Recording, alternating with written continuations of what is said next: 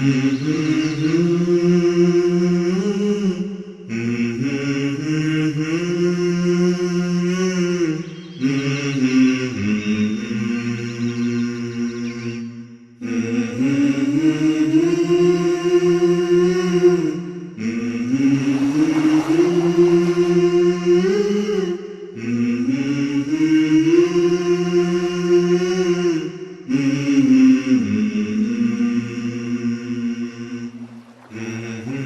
الله الحمد لله والصلاة والسلام على رسول الله وعلى آله وصحبه ومن والاه.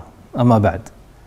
Когда ты принимаешь решение дать кому-то милостыню, ты должен использовать свой ум. Только так в результате своих действий ты сможешь заработать максимальное количество хасанатов.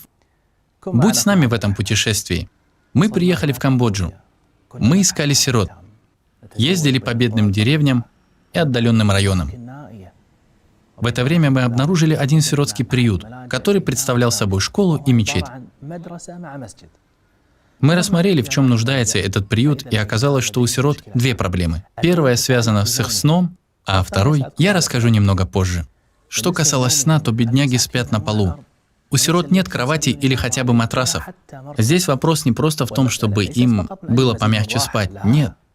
Мы находимся в тропическом регионе, вокруг джунглей и леса. В любой момент, когда они спят, к ним могут зайти разные виды ядовитых пресмыкающихся. Субханаллах, эта змея была всего в 2 метрах от меня. Она меня чуть не укусила, но Аллах спас. Видимо, в этом районе очень много змей, нам лучше уехать. Но, субханаллах, как эти люди живут среди них? Я-то думал, что здесь безопасно. Но дети живут вот так, среди змей и скорпионов? Это нелегко.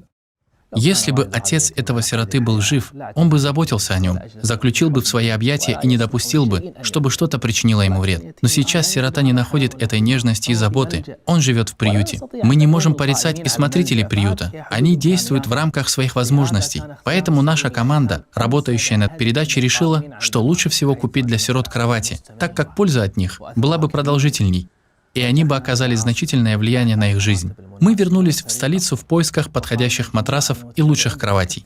Несколько благодетелей пожертвовали деньги на необходимые вещи, но этой суммы не хватало на всех сирот. Мы пытались торговаться о цене и купить как можно дешевле, чтобы хватило всем сиротам. Каждый раз, как продавец сбрасывал нам цену, мы получали возможность купить еще одну кровать для другого сироты, который иначе должен был бы спать на полу. Продавцы удивлялись нашей настойчивости, когда мы с ними торговались. Мы продолжали давить на всех продавцов, пока не остановились на лучшем товаре по лучшей цене. Это идет вместе с ней? Она отдельно продается? Почем? Мы были в предвкушении радости сирот и их удобства. Еще до того, как грузовик привез все матрасы и подушки, когда мы прибыли, среди сирот начали распространяться улыбки. Конечно, для начала они не могли не поиграть со своими новыми вещами. Иногда у них это получалось очень неловко.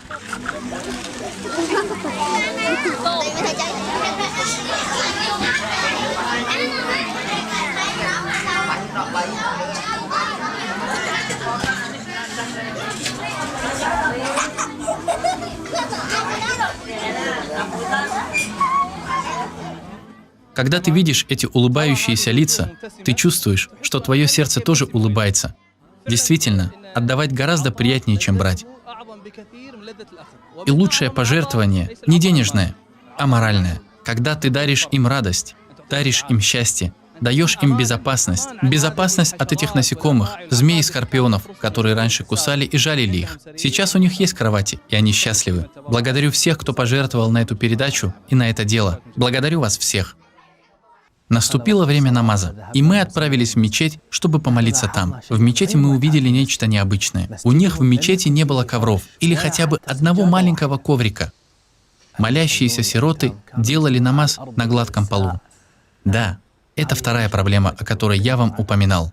Но также это был и другой шанс для нас принести им постоянную пользу, а не временную. Кафель очень твердый. Представь, что ты делаешь земные поклоны на кафельном полу кухни у себя дома. Это тяжело.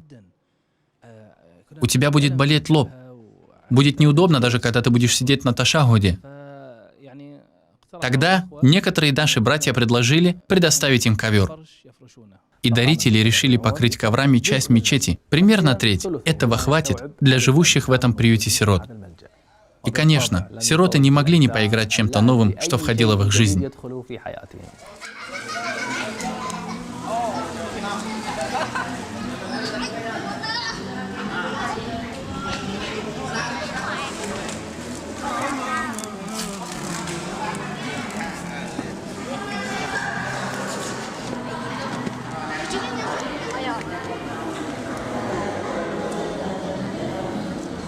Невозможно описать радость детей, когда они пробуют эти ковры.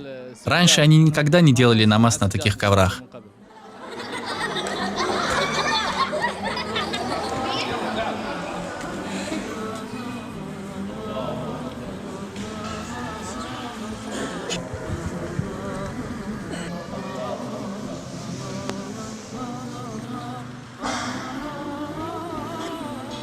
Уважаемый брат, уважаемая сестра, один человек пришел к посланнику Аллаха, да благословит его Аллах и приветствует, жалуясь, что у него ужесточилось сердце. И пророк, да благословит его Аллах и приветствует, сказал ему: «Погладь сироту по голове и накорми бедняка». Клянусь Аллахом, вид того, как радуется один сирота, даже если ты смотришь это по телевизору, приносит счастье и нежность в твое сердце. Так чтобы ты почувствовал, непосредственно участвуя в радости и счастье сотен сирот. Клянусь Аллахом, это отличительное чувство. Я мечтаю, чтобы каждый из нас вкусил его хотя бы раз в жизни. О Аллах, осчастлив наши сердца. О Аллах, раскрой наши груди. О Аллах, я прошу Тебя ввести милосердие в наши сердца. О Аллах, помилуй всех сирот. О Аллах, помоги им и замени им то, что они потеряли. О Аллах, я прошу Тебя, посредством Твоих прекрасных имен и наивысших атрибутов сделать праведным наше потомство и наших детей. Господь наш, даруй нам отраду глаз в наших супругах и потомках и сделай нас образцом для богобоязненных. О Аллах, собери нас вместе с нашими отцами и матерями. О Аллах, собери нас вместе с нашими женами и детьми. О Аллах, собери нас вместе с нашими братьями и родственниками в райских садах и среди рек, на седалище истины, возле всемогущего властелина. Я прошу Тебя Твоими прекрасными именами и наивысшими атрибутами сделать нашу встречу с любимыми для нас людьми в высшем Фирдаусе, вместе с пророками, правдивейшими, шахидами и праведниками. Я прошу Тебя, о Аллах, Твоим величайшим именем, которым, если вас зовут, Ты ответишь на мольбу, и если попросят, Ты ответишь на просьбу. О Аллах, я прошу Тебя даровать нам наслаждение от взгляда на Твой благородный лик и тоску по встрече с Тобой, без горя и обманчивой смуты. Аминь, о Аллах, и хвала Аллаху, Господу миров.